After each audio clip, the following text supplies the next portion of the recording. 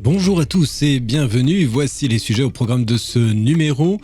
Häagen-Dazs déménage sa division R&D à Arras, jus végétaux Yangyuan au cœur de la franchise Sojasun en Chine, les chips s'emballent pour un sachet de végétal chez Lay's, chiffre et marché, succès franc en 2021 pour les produits asiatiques. PGC FLS, retour sur la semaine du 24 au 30 janvier par IRI. Voici l'heure de la Update News de WeUpsell et c'est un plaisir de vous accompagner pour ce récapitulatif de l'actualité de la semaine autour des sujets de la distribution, de la relation client et du fil d'advocacy. Avec le soutien d'Upsells, force de vente supplétive, nous traiterons des tendances, des derniers chiffres et nouveautés. On se retrouve juste après ça. Update News, l'actualité conso et action commerciale de WeUpsells. Tous les vendredis, un rendez-vous animé par Benoît et proposé par Upsell, spécialiste de la force de vente externalisée et supplétive. Häagen-Dazs déménage sa division R&D à Arras. Située près d'Arras, dans les Hauts-de-France, la marque de glace Häagen-Dazs annonce le déménagement de son centre de recherche et développement à Thilloy, les Montflaines. Le nouveau centre remplacera celui actuellement installé à Vienne. Häagen-Dazs prévoit d'investir 13 millions d'euros dans la création de ce nouveau centre. Il permettra de développer des innovations pour la quasi-totalité des pays où la marque est commercialisée. Häagen-Dazs prévoit déjà de recruter 35 personnes pour renforcer son équipe afin de répondre au mieux aux différentes demandes des pays. Nous voulons profiter de la création de ce nouveau centre pour nous challenger sur la manière dont on innove en insufflant une dynamique entrepreneuriale tout en continuant de s'appuyer sur les ressources du groupe.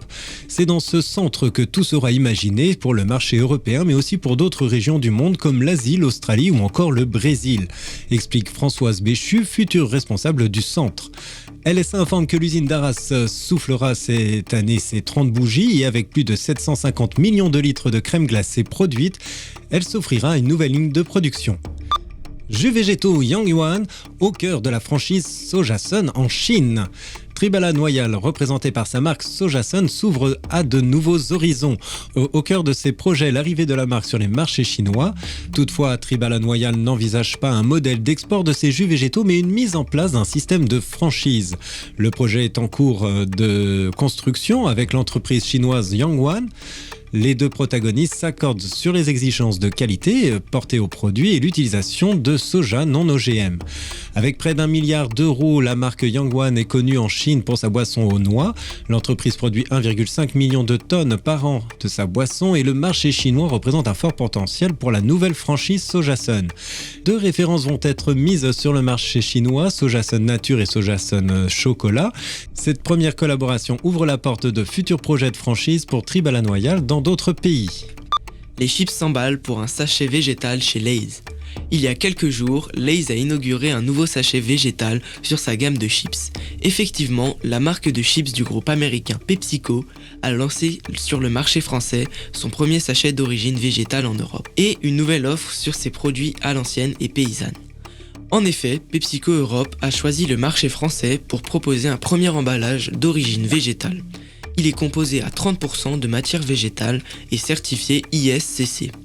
D'autre part, ce nouvel emballage sera proposé à partir d'avril 2022 et concernera les deux gammes phares de Lay's, qui représentent près de 45 millions de paquets de chips. Ce sachet écologique utilise l'huile résiduelle provenant de l'industrie forestière qui, jusqu'à présent, était considérée comme un déchet. PepsiCo Europe vise à éliminer tout plastique vierge de ses emballages de chips et snacking avant la fin de la décennie. Cette ambition viendra s'appliquer à des marques telles que Lay's, Doritos et Walkers. Grâce à cette action, PepsiCo estime pouvoir réduire jusqu'à 40% les émissions de gaz à effet de serre par tonne de matériaux, d'emballage sans compter les bouchons et les étiquettes.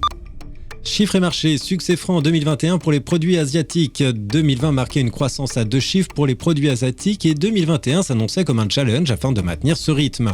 Bilan du succès incroyable, signe d'un engouement réel des ménages pour cette catégorie qui a recruté plus de 1,3 million de foyers en 2 ans et déclenchant 6,9 occasions d'achat par foyer par an. IRI communique pour ce segment une croissance de plus 26% en cumul annuel mobile, CAM, à P3 2021 et Nielsen IQ rapporte presque 13 produits achetés par foyer par an à P9 2021. Sur la catégorie en général, il y a encore de nombreux acheteurs à conquérir et sur le Japon, nous avons 3/4 des foyers français à aller chercher, estime pour sa part José Lafuente, directeur général de TWF Epidis. Analyse détaillée sur le site de LSA.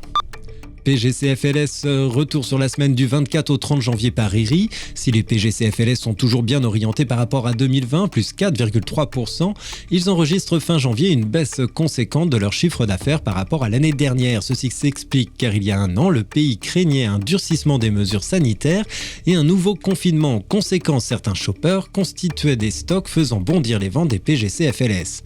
Le e-commerce GSA connaît le contre-coup le plus marqué et les ventes de ce format diminuent de moins 8,8% versus 2021. Toutefois, les plus gros contributeurs au recul GSA sont les enseignes d'hypermarchés, moins 4,7%, suivies de celles des supermarchés, moins 4,9%. Les magasins de proximité, plus 2%, poursuivent leur développement en croissance pour la 11e semaine consécutive. Tous les rayons sont de nouveau en baisse la semaine dernière, comme 82% des catégories. Rapport et analyse à consulter sur le site d'IRI. Merci de votre écoute, nous nous retrouvons la semaine prochaine. En attendant, abonnez-vous à la chaîne et au podcast de WeUpsells pour ne manquer aucune actualité. Enfin, n'hésitez pas à commenter et réagir sur les sujets. Les équipes d'Upsell et moi-même, nous vous souhaitons d'excellents moments à tous.